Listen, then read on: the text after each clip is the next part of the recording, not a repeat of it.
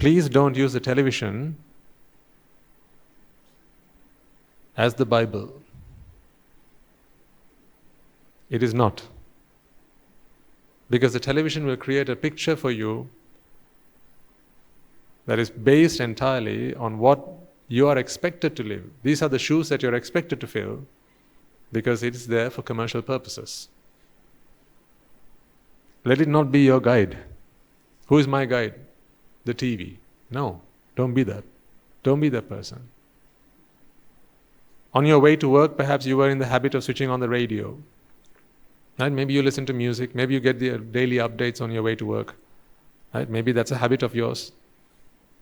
And when you switch on the radio, they give you all sorts of stuff. Right? This is what happened in the day. This is the news. This is what's going to happen rest of the day. And then they, in between what the daily going ons, they'll put in little bits and pieces about what makeup you should wear, how you should wear your hair, which film you have to go and see this evening, which restaurant you should go and try and eat out at this evening. They'll put all these little bits and pieces in there.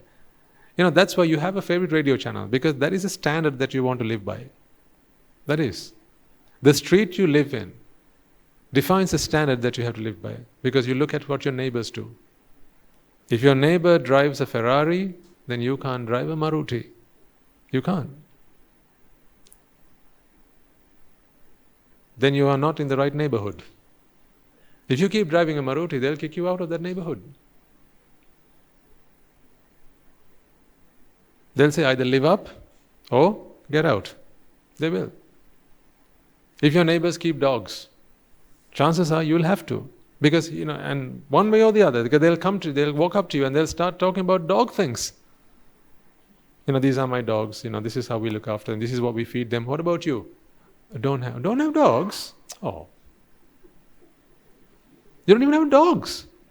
No. Should I? Yeah.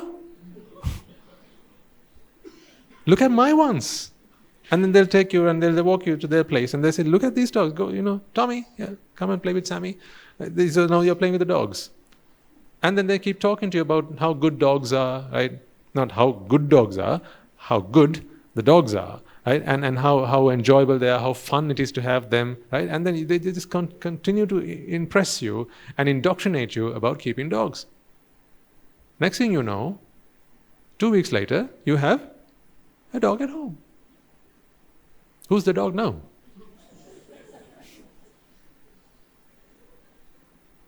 You always allow your environment to influence you. That's why I say this has to become your new natural habitat.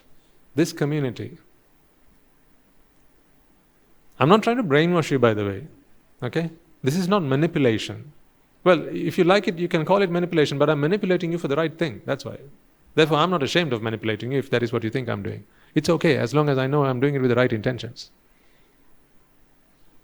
You have to get to Nibbana, don't you? Don't you? When? As soon as possible. Yes. So if that is what I'm manipulating you towards, what sin am I committing?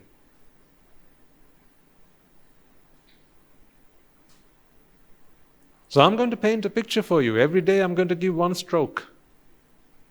Add another stroke, add a bit of color, add a bit of shading to this picture of yours. And I'm going to tell you the truth and lay it bare for you. This is how society treats you. They don't want you to be happy, they want you to make them happy. That's the way it is. Every neighborhood has a certain standard that everyone has to conform to. If their worktops are granite, they have to be granite, at least. If the garden's landscaped, it has to be, at least. If there's a fountain in one home, then there has to be one in every other home, at least every other home. It has to. If one guy has a swimming pool, then soon enough the others will also get one. That's the way it works, because it's constant indoctrination. That's what it is. Remember, you are the average of the 5 people you spend your time with. It's the way it is. I don't have anything against anyone having a swimming pool. There's nothing wrong with that per se. But what I'm saying is, if that is what you commit your life to, building a swimming pool, developing your house or your property so that you now have a tennis court and a swimming pool and a gym and the rest of it, if that is what you commit your life to, because you have to spend time doing that. You have to earn money, get your a bank loan, whatever, work extra hours to do that. You're spending precious life, which you ought to be spending on your salvation, because all these things you leave behind. I mean, that is my peeve. The fact that you commit your life to doing things when ultimately you have to leave all that behind. If I can say the same about your children, then what else is left to be spoken about? You must fulfill your duties to your children, yes, of course. You must fulfill your duties towards your family, of course. But draw a line somewhere. Don't sacrifice your nibbana for them. Where are your children from your previous birth? Where are they? Where's your family from your previous life?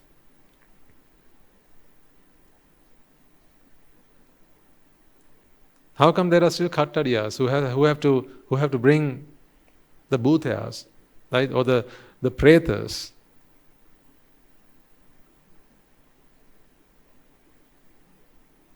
And they have to deal with them. And they have to make offerings to them. But when they were alive, they sacrificed their nibbana for their children. Today, what do the children do? They stick them in the bottle and put them in the middle of the ocean, at the bottom of the sea. That is what is left for them. But what did they do while they were alive? They sacrificed their lives for their children. That's what I'm saying. Do your duties for your children, but draw a line somewhere.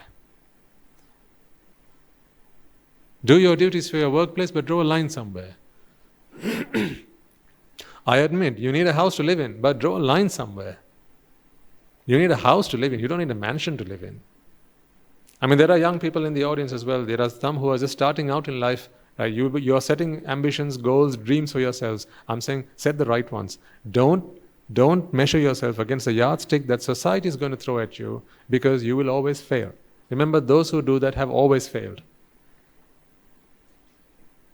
Just because your mate wears an what do they call them? iWatch. iWatch? An Apple Watch? Apple Watch. Just because your mate wears an Apple Watch doesn't mean you need one. I have 2 watches, by the way. One I got from Pamunua for 50 rupees. The other I got from the Apple store for $500. Which one tells me the time?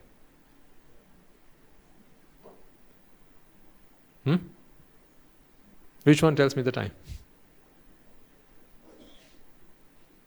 Another one I got for 5,000, that's a Rolex. Which one tells me the time? You answer. But if I lose the one that I paid 50 rupees for, it's only 50 rupees I have lost, right? I don't even feel it. Just go and buy another one. But if you lose a watch that's $5,000, now you'll spend the rest of your life trying to find it. I often have pity on people who sacrifice their whole lives looking after their property, because that is the last thing they need to worry about. You know what? Because if you dedicate your life to looking after your property, ladies and gentlemen, it's such a waste. Remember this, when you die, you will come back and it will still be there. People don't realize this. They're looking after something they're never going to lose, because once you're dead, you'll come back for it. It's themselves. It's yourselves that you have to be looking after, not your property. It's yourself you have to be looking after, not your money. It's yourself you have to be looking after, not your career. Please don't misunderstand me. I'm not saying, completely forget about your career, forget about wealth, forget about your existence and all that. No. There are certain things you have to do, but you have to be able to draw a line somewhere and say, that's enough. That's enough. If I have somewhere to live, that's enough. If I have 3 meals on a plate, that's enough. If I have enough to feed my family, that's enough. If I can give my children a good education, that's enough. Draw some lines somewhere. Because you need the rest of the time to work on yourself. Otherwise, who's going to do that? Please don't use the television